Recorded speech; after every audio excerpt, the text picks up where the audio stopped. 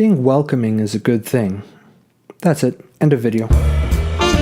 Okay, but seriously, you wouldn't think that it would be that difficult to find a church that welcomed people with open arms. But alas, we live in an imperfect world, and so what you think theoretically should happen won't always happen.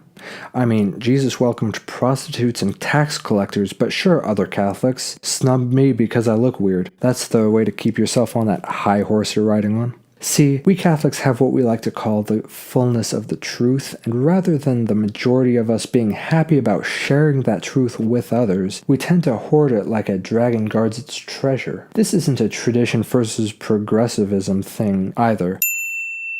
Some people may claim that traditionalists are less welcoming than those in the progressive spheres, but that is only partially true. The thing is, people are individuals with a variety of different personalities and circumstances. It is quite possible that you will find both nice and not so nice people within the same parish.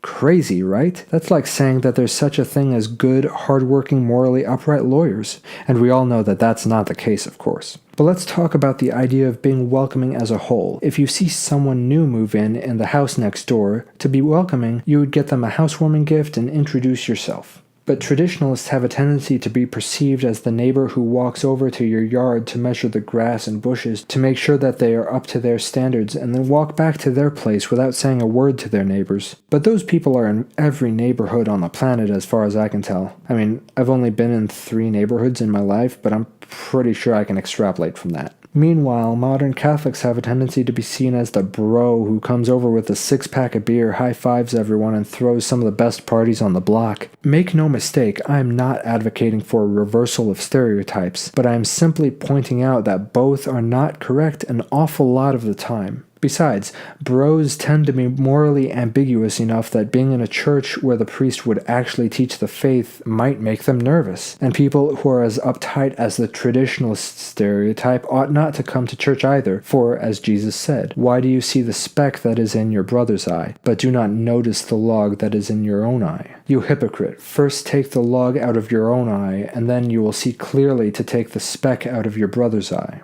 Being welcoming is the antidote against the traditional stereotype. Being virtuous is the antidote to the progressive stereotype. Ideally, we should all strive for both. And I think the most important thing to keep in mind is that other people were made in the image and likeness of God, just as you were. So you ought to treat them with as much respect and love as you would like to be treated, and as you would treat God with.